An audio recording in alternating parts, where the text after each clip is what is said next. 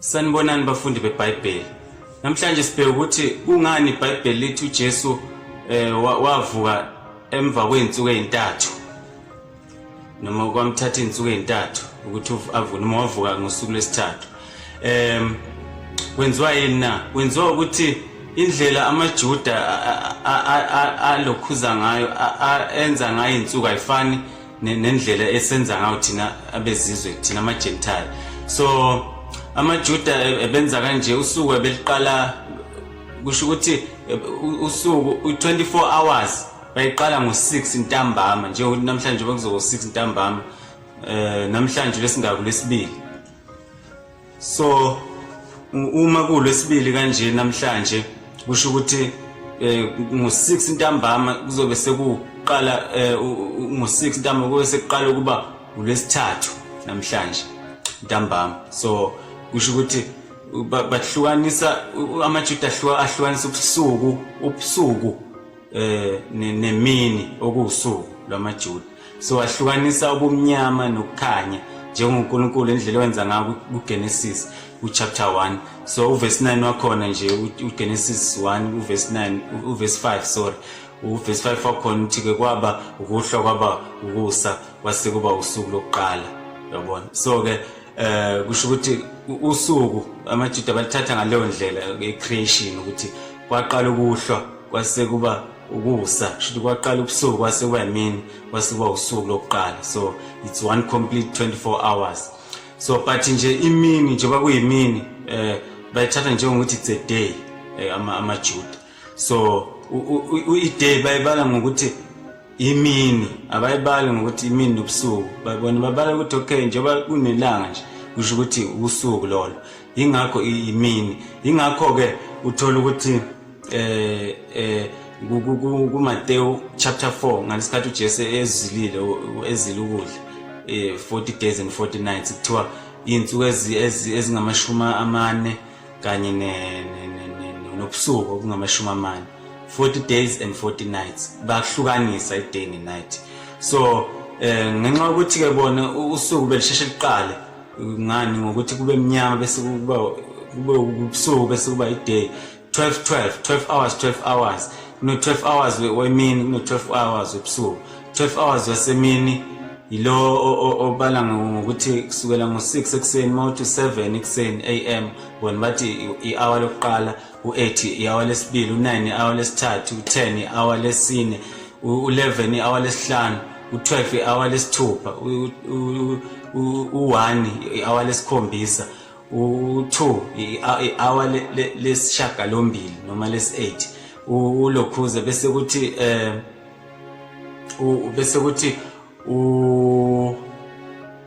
u3 ntambama i-hour lesishagalolunye bese kuthi u4 i-hour leshumi u4 ntambama bese kuthi u6 ihora les11 noma i11th hour bese kuthi u6 kube i12th hour sekuphelele ke i-day lento kuthiwa i-day. Bese from 6 ntambama njalo sekuqala futhi from 7 ntambama kuze kube u6 wasekuseni kubala kanjalo first hour second hour yanini kodwa yasebusuku khona first hour yasemini khona first hour yantambama kanjalo njalo. So ke bona usuku beliqala vele ntambama amaJuda. So ke into yenza ukuthi bathi 3 days and 3 days uJesu uvuke after 3 days basho ukuthi uJesu ngalesikhathi efa isiphambanweni kwaku imini kushuka kuyimini nje yantambama yangosuku ngolesihlanu ngalo langa kwakulwesihlanu sekuntambama kodwa yayingakashayi imini yangomgqibelo yayizoba ngakhona ngakusasa.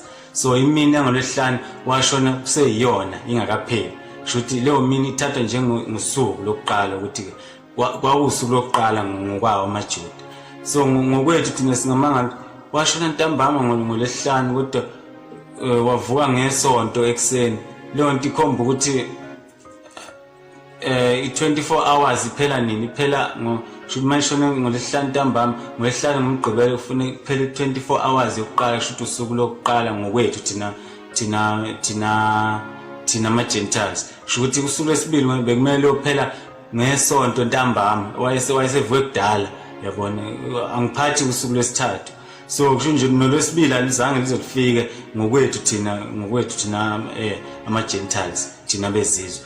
So kodwa bona ngoba washona vele kuyimini yangoLwesihlanu, kade kuzoqala umgqibelo uzoqala ntambama ngo-6 ngalo Lwesihlanu qala kube umgqibelo. Kwase ukuthi ngakusasa kuyisabatha, imini yesabatha yangalona kwase kuusuku lwesibili lolo ngokwamaJuda, yabo. So kwase ukuthi ke kwahla futhi kwaqala usuku lokuqala okuyiSunday, thina sithi Sunday uyisonto. So wathi maqala ntambama wathi ngosuku lokuqala kusho ukuthi ngesonto ekseni maqala imini yangesonto, kumele kuqala imini yangesonto, wavuka yena ngalelo suku lolo lwesithathu. So bona usuku lokuqala kubo kwakuyimini yangeLwesihlanu, imini yangomgqibelo, wavuka kuzoba imini yangesonto. Kusho ukuthi iy'nsuku eziwu-3 leyo, it's 3 days. So ingakho ke uthola ukuthi ingakho noJesu lapha uJohn chapter 11, ngokaJohn chapter 11 verse 9, ingakho ethi uJesu kubafundi bakhe ngesikhathi eyovusa uLazaretha awa 12 ama-hour emini. Wayisho khona ukuthi imini nobusuku buyahlukaniswa ngamaJuda ukuthi usuku lolo. So imini nayo ina 12 hours nobusuku buna 12 hours. So ingakho mawuthola lapha kuMark 15 makukhulunywa ukuthi uJesu wabethelwa, ukuthi wabethelwa nini, lapha verse 25 ukuthi wabethelwa ngehora lesithathu. Ihora lesithathu kushiwo uthi ngo-9 ekseni. Kusho ukuthi mawuthi ekseni u7 ihora lokuqala, u8 ihora lesibili, u9 ihora lesithathu, wabethelwa ngehora lesithathu. Kodwa ma ungayazi le information ungamangala ukuthi ihora lesithathu kwakuba 3 ekseni noma kwaku3 ntambama, kanti cha kwaku9 mawubala kusukela ngo7 ekseni. Bese lithi liphinde futhi mawuqhubeka from verse 25 uhambe uya ko44 njalo, bese uyathola ukuthi ngehora lesithupha, ngehora lesithupha kuze kuyoshaya ihora lesishagalolunye. Kusho ukuthi kusukela nge6th hour until nge9th hour kwaba mnyama ezweni. So kusho ukuthi ihora lesithupha ubani u12. Masiqala ku7 ekseni sithi u7 first hour, 8 2 3 u9 4 10 5 11. Ngehora lesithupha kwaba mnyama emhlabeni. Kusho ukuthi kwaku12 emini bebade ngokwethu thina. So kwaba mnyama nje kwaba sebusuku. So until kwaze kwashaya 3 ntambama. So ilokho nje okwenza ukuthi ke bathi bona 3 days and 3 nights. Ingakho kuthiwa uJesu wavuka emva kweinsuku ezintathu. Amen.